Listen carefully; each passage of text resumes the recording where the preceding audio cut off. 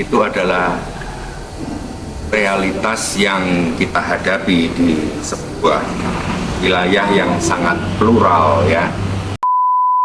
Ajaran agama dan kedewasaan beragama itu dua hal yang berbeda ya. Memang betapa pentingnya kita itu juga bijaksana, mengerti cara pola pikir masyarakat, kedewasaan tertentu, dan kita harus empati dengan itu. Tapi jangan mengandaikan lalu kita ini dalam 1 tahun berhasil tidak ada yang intoleran lagi, enggak. Itu akan sampai akhir zaman, itu akan ada orang intoleran.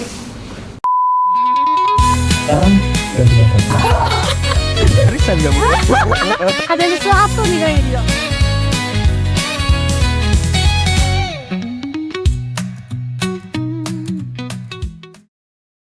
Selamat malam sahabat Komsos, ketemu lagi dengan Centak, cerita nyantai seputar Katolik.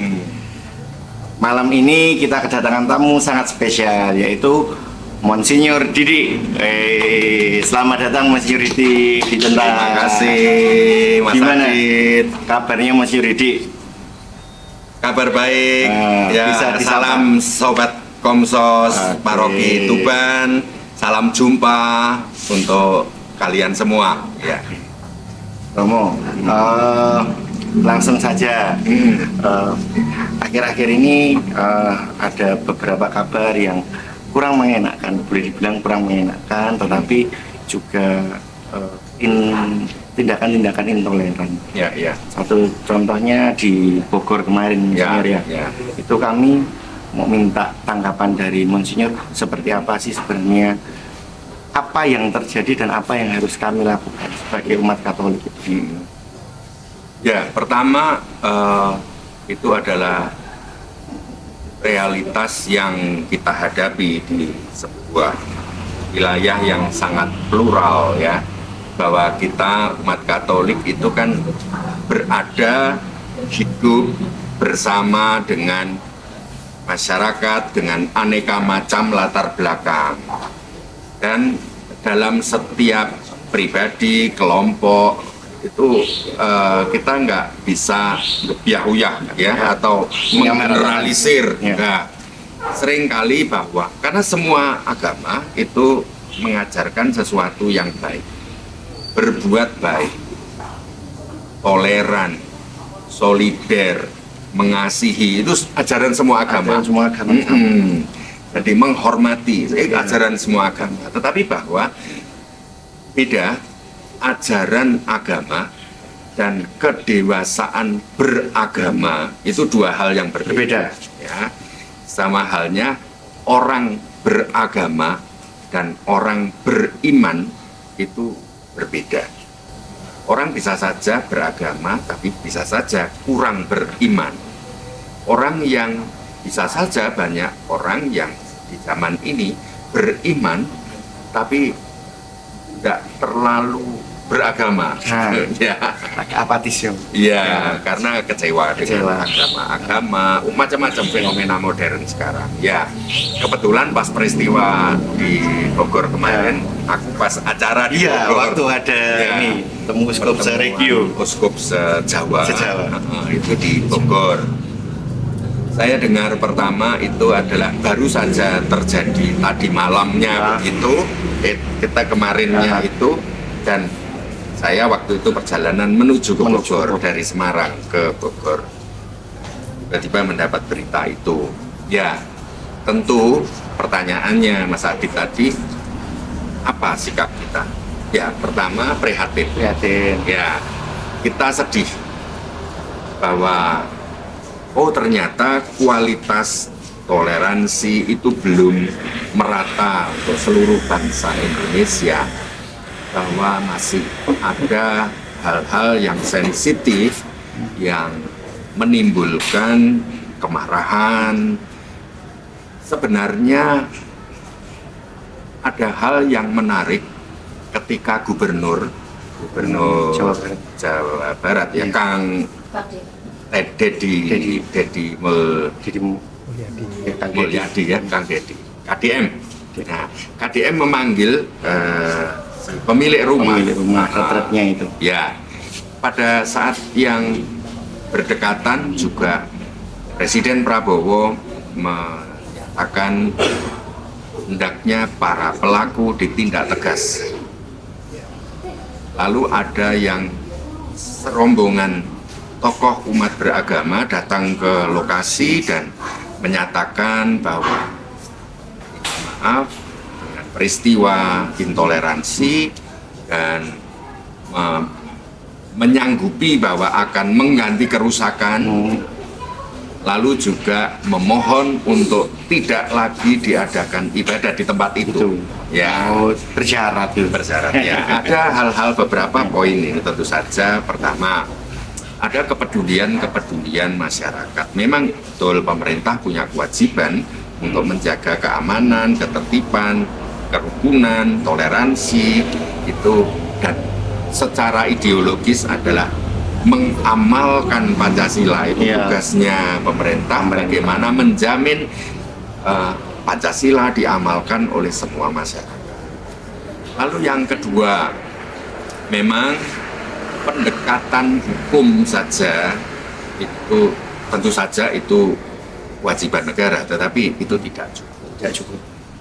Karena bisa saja bagi A itu membuat jera atau menjadi mengerti bahwa perbuatannya itu tidak baik, tapi ada juga yang bisa menyebabkan itu kemarahan baru, dendam atau kekecewaan. Oh, pemerintah lebih respect dengan agama yang lain. Nah, itu bisa terjadi.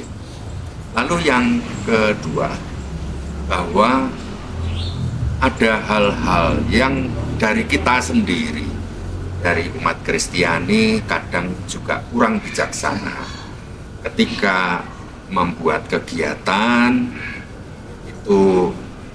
Kadang keramaiannya, kegiatannya itu tidak empati dengan masyarakat di sekitar, sehingga bisa mengganggu, bisa menimbulkan pertanyaan-pertanyaan bagi yang belum paham. Saya pernah di tahun 99 itu pernah mengalami, kami bersama-sama anak mahasiswa Katolik dan mahasiswa Muslim yang tergabung dalam himpunan mahasiswa Perhimpunan Mahasiswa Muslim Indonesia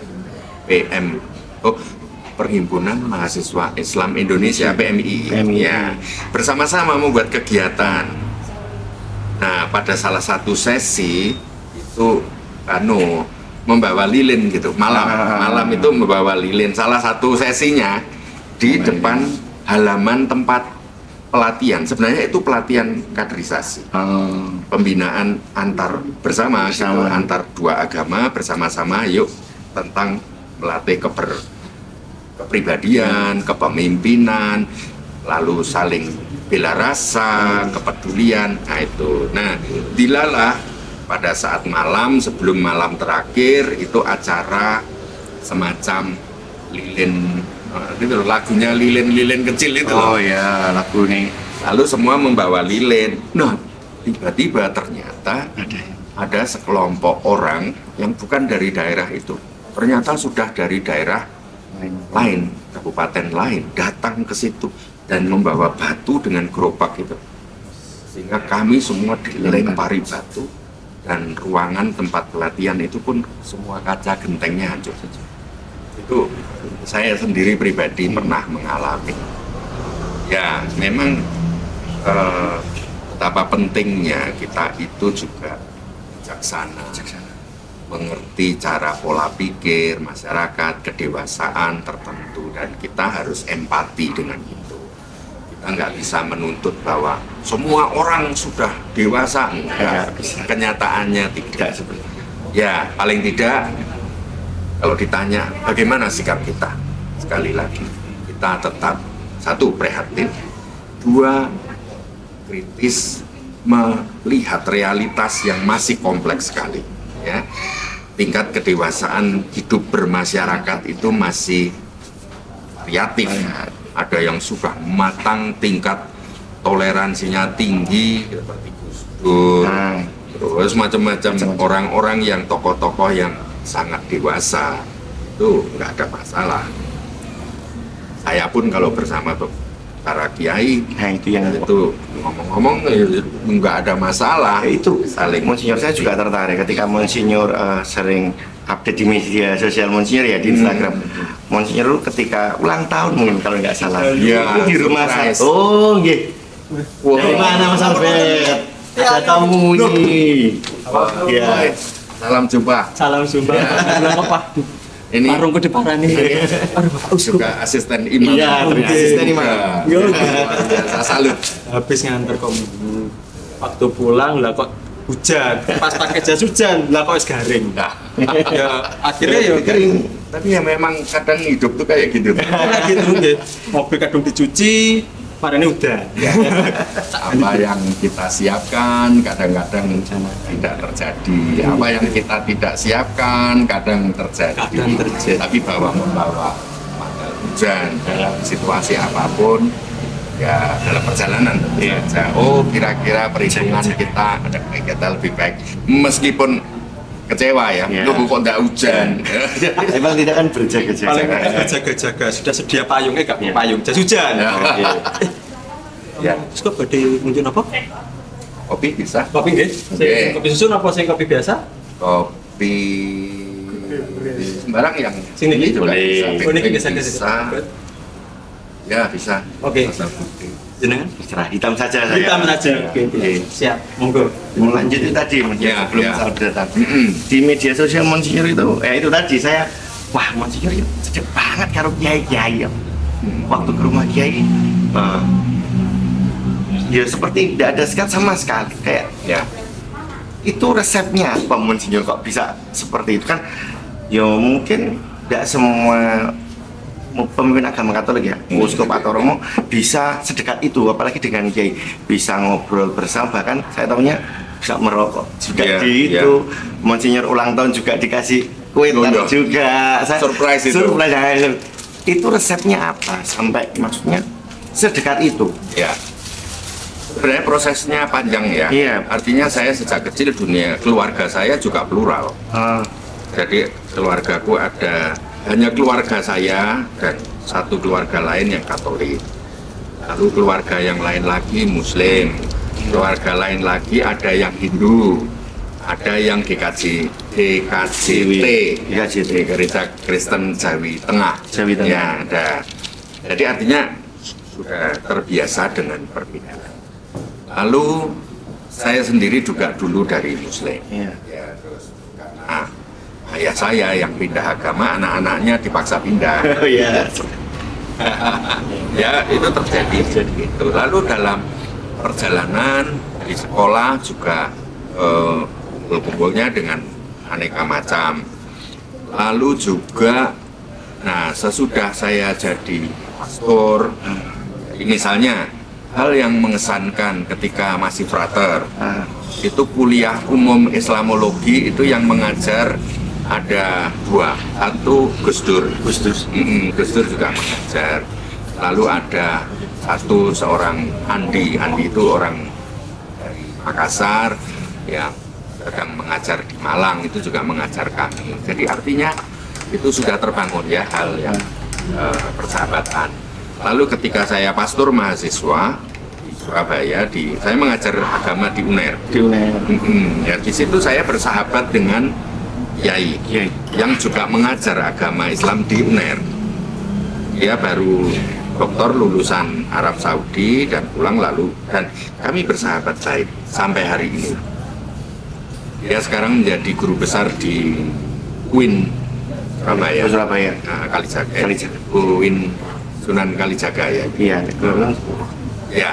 Lalu juga dengan teman-teman dari mahasiswa dulu yang karena saya pastor mahasiswa sering kumpul dengan mahasiswa aneka macam. Ya. Itu terjalin baik dan lalu juga ikut menginisiasinya berdirinya Forum Kerukunan Antar Umat Beragama sebelum ada PFKUB. Iya, ya. Jadi sudah membuat embrio untuk itu. Nah, sehingga sudah banyak kenalan pada waktu itu dari berbagai kalangan. Nah, misalnya makanya ya sesuatu yang sangat biasa, misalnya kalau teman-teman muslim datang ke pusat pastoral, ya sering kalau banget ya hampir sering kumpulnya di sana, anak-anak NU, anak-anak Muhammadiyah, dari Hindu, ya biasa. Terima kasih. Iya. Jadi bukan hanya asisten imam ini ya, asisten imam di sini juga. Jaga angkringan. Asisten angkringan kita, asistennya kita. Ya biasa. Jadi termasuk saya tahun 97 kalau nggak salah, saya diajak teman-teman mahasiswa Islam mengunjungi pondok pesantren di mana saya diajak ngerokok itu. Oh iya. Aku pernah nginap di sana karena itu pesantren yang baru dan cukup berkembang, dan menurut saya kiainya asik gitu. Asik. Sangat sufistik itu aliran yang tasawuf ya, jadi ajaran yang lebih ke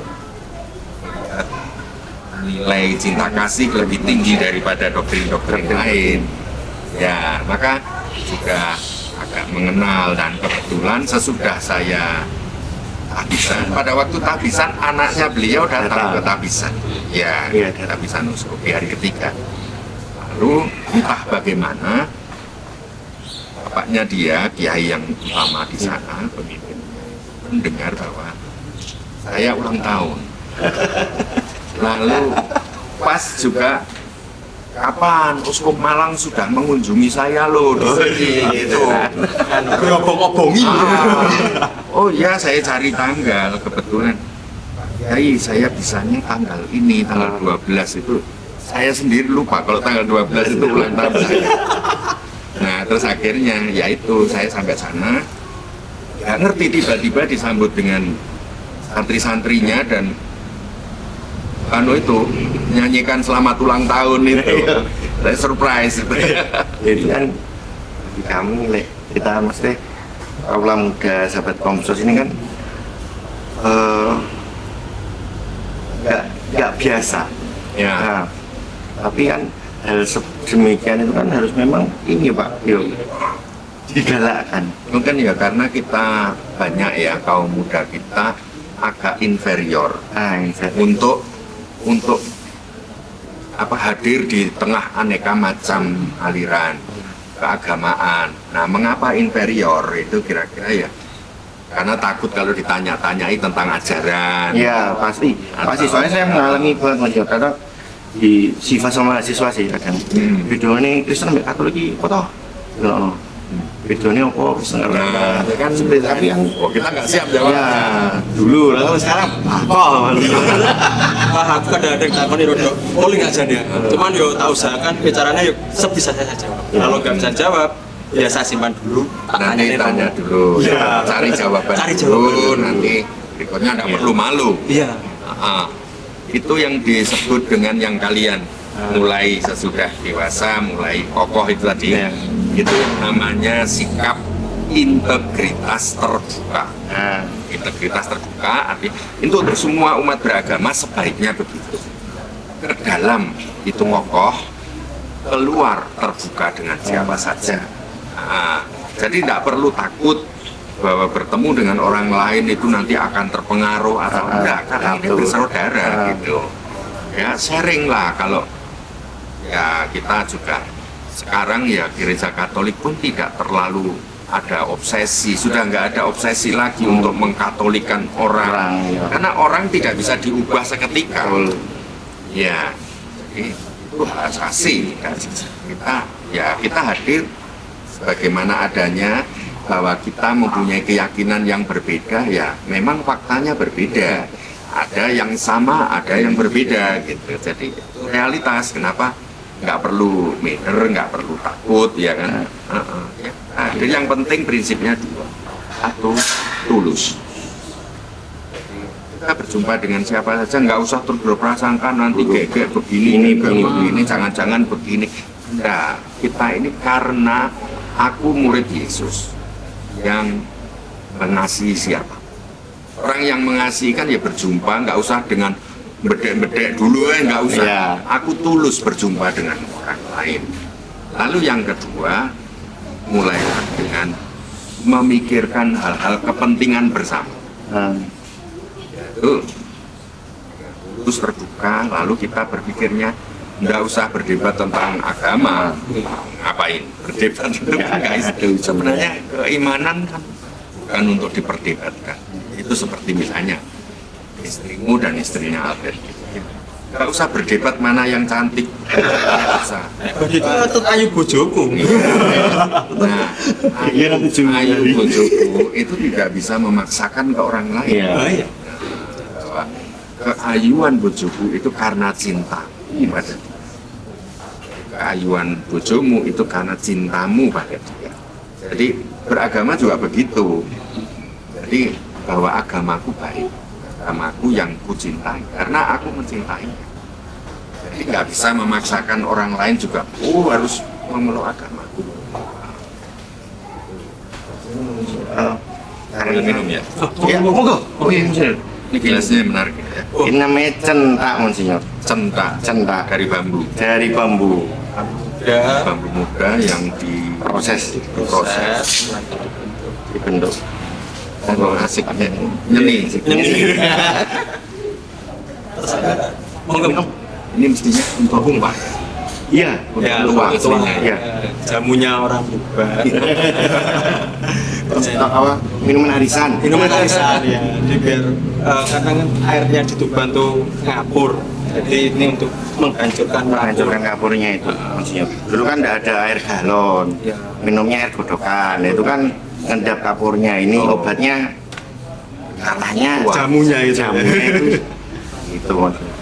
Terus ini, Monsinyur, kita kan sering kadang kalau ada berita apa tentang intoleran atau hal apapun pasti dari media sosial. Iya. Ini bagi semua sahabat Komsos yang menyaksikan,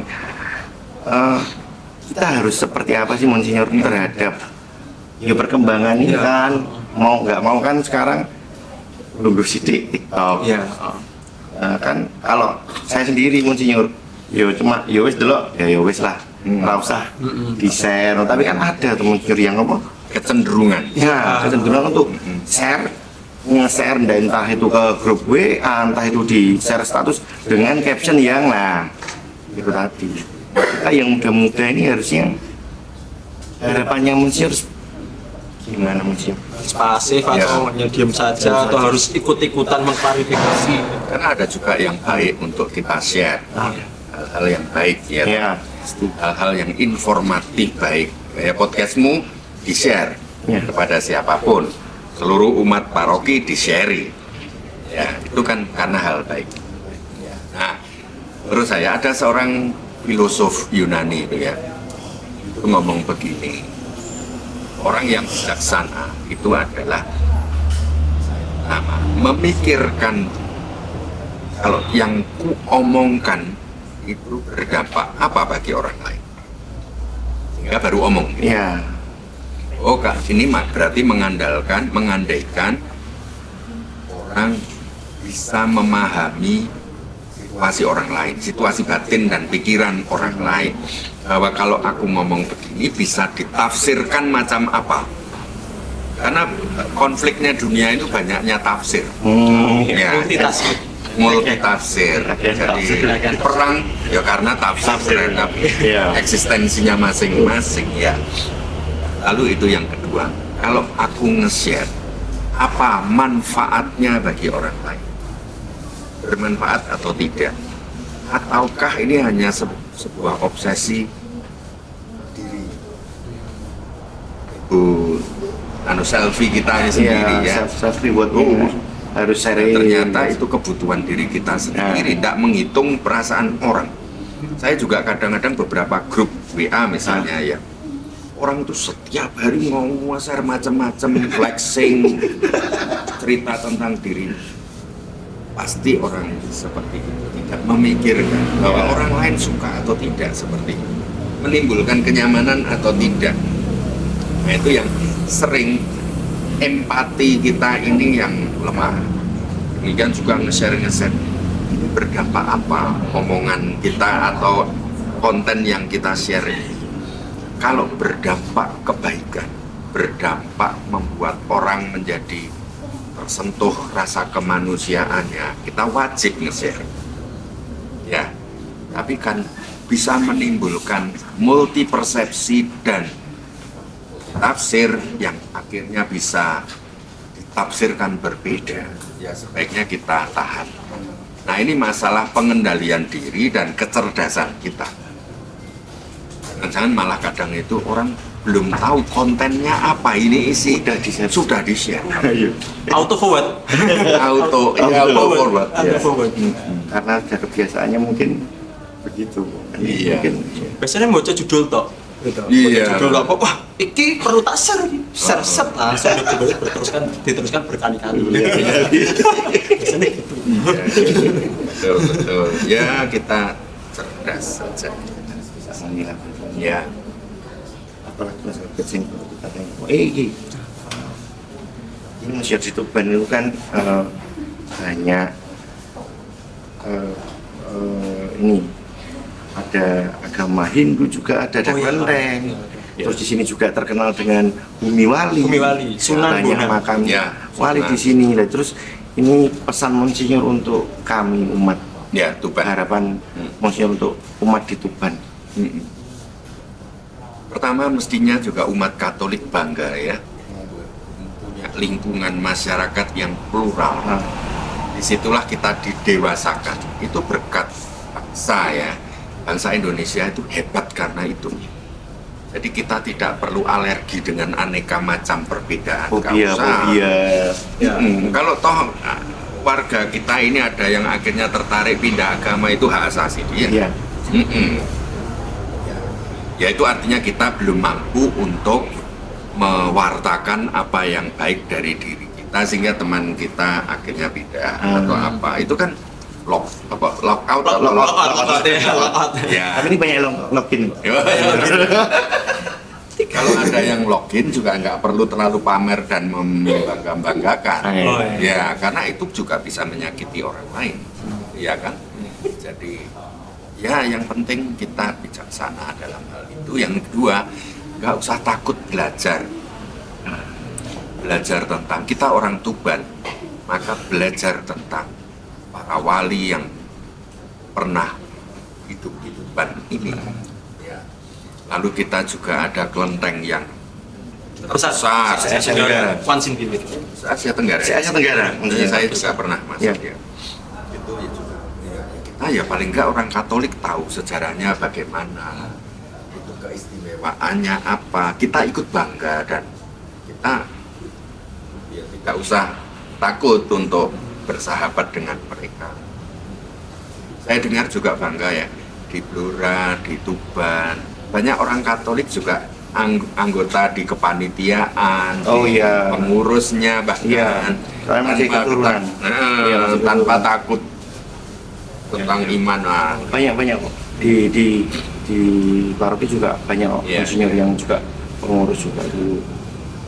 Ya, yang penting bijaksana ya. Jadi misalnya kita di gereja ya, kan bisa kerja bareng dengan istrinya orang, kan tidak perlu terpancing untuk mencintai. Untuk lalu sayang dengan itu berlebihan ya toh. Ya tidak perlu gitu ya, kita sama-sama sebagai orang yang melayani gereja ya. Demikian juga dengan agama-agama lain. Dan nggak perlu takut, justru kita belajar. Saya itu punya kumpulkan buku dari dulu ya, sejak saya muda. Buku tentang tauhid, buku tentang bagaimana ajaran Kristologi versi Islam, bagaimana tentang Hindu, bagaimana sejarah agama-agama. Saya baca dan saya banyak belajar, misalnya Rabi'ah al-Adawiyah itu seorang tokoh sufistik perempuan Islam. Saya sangat senang belajar Rumi, ya tentang Buddha, tentang apa. Itu tidak perlu kita takut. Ada sesuatu yang baik, yang sangat berguna dalam pergaulan kita. Dan untuk bisa, titik-titik temu, ada jendela yang sama untuk bertemu antara yang lain dan yang lain. Bener juga, soalnya kadang-kadang gini, kita kerja ya itu kan kita yogi bahasa biasa, misalnya yang kok ketemu barisa, orang ngerti barisa kacau sumpah kacau ya harus tahu 5 waktu ya 5 waktu, nah bisa kita ya meskipun berbeda agama tetap mengingatkan Simpelnya ya. simpelnya seperti itu gak ngerti, besok ketemu barisa bingung pak gak ngerti, sok belajar bira barisa ya dan Google lalu juga kita tidak usah mengingkari bahwa ada fakta, ada orang yang memang suka kepo, suka usil. Itu dalam pergaulan selalu ada. Ya, pasti ada. Yang memancing debat atau memancing untuk supaya kita emosi dan ya kalau kita nggak mampu menjawab, cukuplah tersenyum, sorry, ya, makasih ya untuk pertanyaanmu yang meneliti aku untuk belajar lagi. Biasa gitu ya. Kalau nggak bisa menjelaskan ya lebih baik berikan senyum. Iya. Ya. apa sih imanku ya apa Yang bapak Indian kan memang ya seperti itu. gontok-gontokan zaman biyen umur Ya. masih kecil gitu kan gontok-gontok tapi kalau sekarang kan kita sudah semakin dewasa, bukan hanya dewasa dalam mental saja tapi dari iman juga. Jadi kita semakin mengerti jika memang mereka ingin tahu ya kita beritahu, oh ya segini untuk kita mengerti. Prinsip kasih itu kan ketika orang jahat kepada kita, maka kita jangan menambahi kejahatan. Nah, terus Ya, terus bagus. orang jahat ke kita misalnya, oke, jangan ditambahi, wes satu orang tambahi lagi kita juga jahat ke dia, nggak akan selesai. Nggak selesai. Ya, monggo Monsieur diminum. ya, terima Lagi. kasih, menarik. Monggo dibetul. Saya kagungan kata lho. Woi. Monggo mungkin dibetul kagum oleh-oleh. Iya, Ini yang sudah minum dari Cendek ini. Waktu podcast ini Romo Juve. Kamu juga. Romo Juve benar, dengan podcast terus pakai Cendek iki yo langsung. langsung. Iki apa? Penasaran. Kok unik ya. Karena memang alat minum ya mungkin zaman dulu mungkin yo belum ada gelas yo. Ya, ya. mungkin. Alat tradisional untuk tua ya. Ada aroma khasnya bambunya masih. Masih kerasa masih kalau misalnya. Lalu ini Mas Jor apa? Tadi pesan udah untuk jaga toleransi, terus apa lagi resepnya Monsinyur bisa dekat dengan Semua golongan.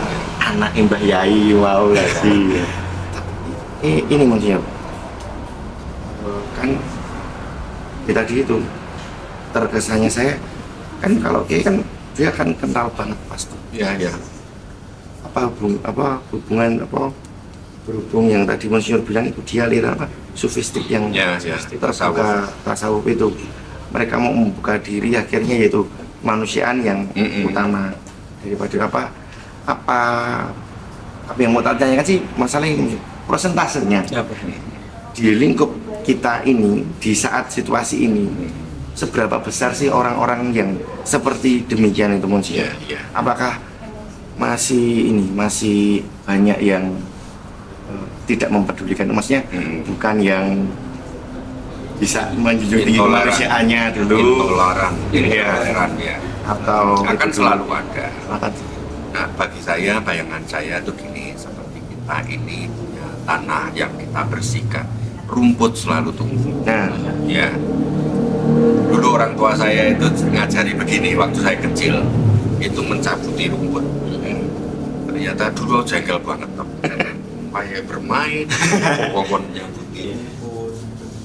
Sampai akhirnya aku menemukan mencari cara untuk mengusir kebosanan mencari rumput cabuti itu tak buat garis tali gitu. Nah sebelum tali tak cabuti maju lagi hanya untuk mengusir kejenuhan. Tapi lama kelamaan ya sampai ujung sana sudah tumbuh lagi, balik lagi sampai sana. Nah, baru dijelaskan oleh bapak saya ketika saya akan masuk seminar. Dia bilang, sajane iku pelajaran urip. Menungso urip itu akan menghadapi masalah. Masalah itu tidak pernah akan hilang, selalu akan ada. Sehebat apapun, serajin apapun, jangan mengira kita nggak ada masalah. Masalah selalu ada, tetapi kita harus mencabutinya satu persatu setiap hari. Kita juga masyarakat sebagus apapun diupayakan toleransi, dialog dan kerukunan, macam-macam kegiatan ya. Kita juga ada seksi HK ya. Tapi jangan mengandaikan lalu kita ini dalam 1 tahun berhasil tidak ada yang intoleran lagi, enggak. Itu akan sampai akhir zaman. Itu akan ada orang intoleran, akan ada fundamentalisme, akan ada orang fanatik, akan ada orang yang selalu usil dan jahat kepada orang lain. Itu selalu ada. Yang penting kita bangun sikap ke dalam. Bagaimana kita tidak menambahi lagi? Ya, kita yang mendewasakan sikap kita, karena akan selalu ada, pasti ada. Sikap itu terus makan. Tapi yang lebih apa? Yang lebih ringan itu ada nggak, Monsinyur? Satu kalimat lah, quotes yang untuk istilahnya menumbuhkan toleransi bagi anak muda khususnya, ada nggak? Satu kalimat. Ketulusan adalah pintu wahyu. Hati yang tulus itulah pintu kita berjumpa dengan wahyu. Bukan wahyu nih.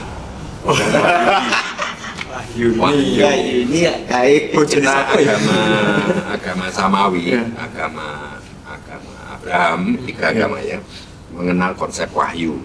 Ya, wahyu itu bahwa hidup itu tidak hanya sekedar filosofi kehidupan, tapi ada sesuatu yang kita yakini yang datang dari bukan kita, di luar kita, yang kita sebut yang ilahi, yang kita sebut sebagai Tuhan, yang disebut sebagai Allah, Elohim, macam-macam. Itu dia mewahyukan sesuatu untuk supaya kita bisa terima dan kita hayati di dalam hidup gitu. Nah, tapi bagaimana kita bisa menangkap wahyu? Menurut saya hati yang tulus yang bisa menangkap wahyu. Kalau kita masih ada iri, ada ego sektoral, ada ketersinggungan, artinya ketulusan belum dibuka. Ya, Oke. ketulusan, hati yang tulus, pintu untuk berjumpa wahyu. Winda lah. Oh iya. Ini ketua konsentrasi. Oke, Pak Monsinyur, terima kasih banyak. Sudah senang. menyempatkan waktunya main ke Tuban. Ya. Besok Monsinyur masih harus ada tugas Ibadat. Ya. Terima kasih sudah memberi wejangan untuk kami mau hadir di Cendak. Ya. Ada satu dari paroki Romo. Wah, apa itu? Nah, ini Koper. ini produksi dari ini Romo. Produksi dari Komso sendiri. Oh ya. Dipakai nggih Monsinyur. Komsos, official merchandise. Ya. Wow, Ini untuk Monsinyur. ini tas ya. Dibuka ya? Boleh. Boleh Monsinyur langsung dibuka. Iya, ada bunganya. Bunga Edelweiss biar abadi. Siapa yang mencuri ini? Dari gunung. Terus bukanya bagaimana?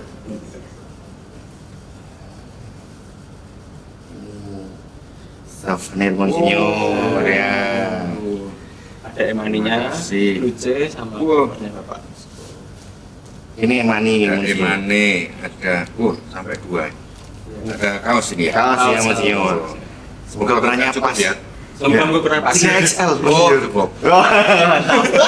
Kamu empati dengan sudah dari penelitian. Ada banyak orang memberi saya menurut ukuran dia. Kan Monsinyur. Saya nggak peduli dengan ukuran saya. Empatinya kurang. Wah, terima kasih. Dicatat teman-teman ya, ukurannya Monsinyur 3XL. Jadi jangan salah lagi. Iya. Terima kasih. Iya. Terima kasih.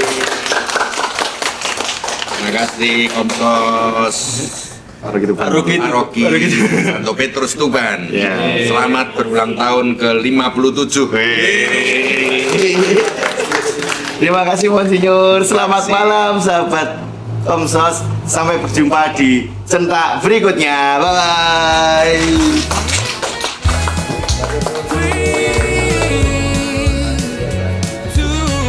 Ya, semoga kalian tahan untuk bersama menjaga konsistensi. Buka hati dan telinga, cerita nyantai tapi syarat makna dari iman Katolik yang kaya, buat harimu jadi lebih bermakna. Centak, cerita nyantai seputar Katolik.